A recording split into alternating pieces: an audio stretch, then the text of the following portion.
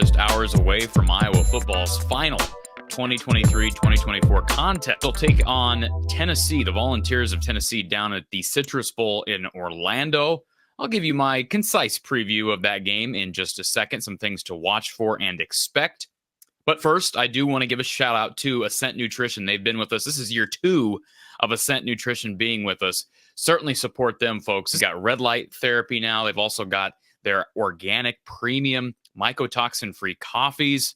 All their stuff is great, and you can read about all the benefits, the research that's been done behind these mini products over at goascentnutrition.com. Browse the website. Use the code Hawkeyes. That's the code Hawkeyes at goascentnutrition.com. The Tennessee Volunteers in the Citrus Bowl coming up on Monday. Only 3 teams that are lower statistically than Iowa in pass offense: Navy, Army, and Air Force. All those teams, all those programs have attempted less than 200 tries this year through the air. Iowa's had 300 plus attempts. So Iowa in a era, or I should say in a league of its own as it relates to ineptitude on offense. We know the storylines. Iowa is 107th in total rush offense. That is a breath of fresh air when you compare it to the passing game. The offensive line has played better than solid, still a long ways to go there. Tennessee's really good in the ground. They make their money with their rush offense, 12th in the country in rush offense. The Hawkeyes are 5th in the country in total defense, and Tennessee 38. So they've got a good defense, both really good against the run. There's an area that's a little bit precarious, or maybe a little bit vulnerable. Can Iowa take advantage of it? That's a totally different question. But Tennessee 81st in the country in pass defense, and they do have guys on the back end of that defense who have opted out, including Wesley Walker, Tamarian McDonald, a couple of DBs that left for the portal. 6 total Tennessee DBs left for the portal, so they're not real deep there. They're 4th and 5th leading tacklers. A couple of mainstays on the back end are not playing in this game.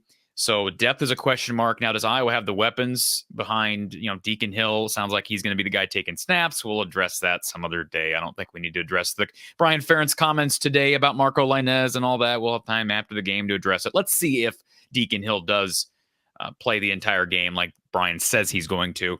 But I don't know that Iowa has what it takes to attack that Tennessee defensive backfield with Deacon Hill and the guys they have coming back. Now, Deontay Vines wasn't playing much toward the end of the year. Heard good things through bowl prep about Jacob Bostic. Maybe Iowa can get a big pass play or 2. That would certainly help. You're not going to expect Iowa to beat Tennessee in explosive plays. Published a cut from a recent show with Coach Don Patterson. He talked about, close to 30 explosive plays in the season for Tennessee. Iowa, you can count on one hand how many super explosive plays the Hawkeyes have had. And that's, of course, plays of 30 yards or more. Iowa has knocked off a few runs behind Jazz Patterson and Caleb Johnson. Now, speaking of running back, Tennessee is down to their 3rd string running back, Dylan Sampson. And he did accumulate stats this year. For the year, Dylan Sampson had 86 carries for 471 yards, but their top 2 backs accounted for 1,500 yards total. Those were Jalen Wright and Jabari Small. Both those guys have opted out of this game. Jalen Wright had over 1,000 yards by himself. So that's a hit. Joe Milton, their star quarterback, is gone. The former Michigan gunslinger is headed to the NFL draft. So Nico Iamaleava, I hope I'm pronouncing that young man's last name correctly. Forgive me, Orange Nation, if I'm not. He is a 5-star kid, top-rated quarterback in this past class. He's a true freshman. Now, the advantage Tennessee has here, not only is he a really talented young guy, but he's also completed some passes this year. At 26 attempts, 16 completions, threw for 163 yards. So he got some spot duty here or there. And that's one major area where I just don't understand the philosophy with Iowa football, why they refuse to get younger guys involved. And it's not like Deacon Hill has lit the world on fire, right? But as Brian Ferentz said a couple of days ago, they do not expect to play Marco Lainez even in this bowl game. Again, doesn't make sense to me. I'm not there every day at practice, but certainly teams like Tennessee and other teams that Iowa's faced in recent time have benefited from playing young guys earlier, specifically at the quarterback position, because you never know what's going to happen. In this case, Tennessee suffers from an opt-out, NFL opt-out from Joe Milton. The Hawkeyes really have not been affected by opt-outs, and that's really the big storyline for Iowa. Deontay Vines hit the transfer portal, and he's really the one guy in Iowa's lineup that was playing a lot prior to entering the portal. And he kind of lost that top wide receiver spot to Caleb Brown, who had filled in for Deontay when Deontay was dealing with injury.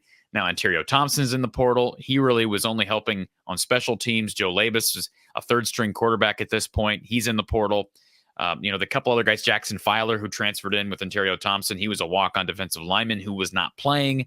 Brandon Diaz-Fernandez was buried on the depth chart at DB. The point is, Iowa has a strong culture. They've kept guys playing, and I would have to think that the announcements from Jay Higgins and Luke Lachey, at least to start with, those two guys announcing they'll be coming back for 2024 will give this team a boost. I think Iowa's got a good chance to surprise a lot of people. Last I checked, I think the line was like 6.5. And if you're catching this video, this was kind of my rundown of just the ins and outs of this game.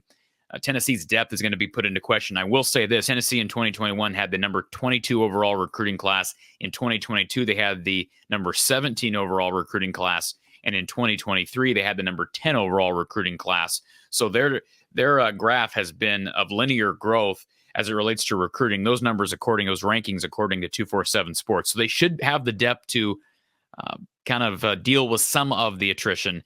But Iowa has depth built up through injury and opt-ins, which is kind of a rare thing in this day and age of the NIL and transfer portal and bowl games. So if you're curious to get my pick on this game, I'll be releasing a YouTube short, which will also be posted to social media here in just a little bit. So if you're watching this on Sunday night, head over to social media or check out my YouTube short here on YouTube for my official score prediction. And of course, after the game, it's me and Coach Don Patterson live taking your phone calls for one final time this season. It's myself and Coach Patterson for Iowa postgame with Coach Don Patterson after the Citrus Bowl, which will begin at noon, 12 p.m. Central Time on ABC, the Hawks and the Vols. We'll talk to you tomorrow.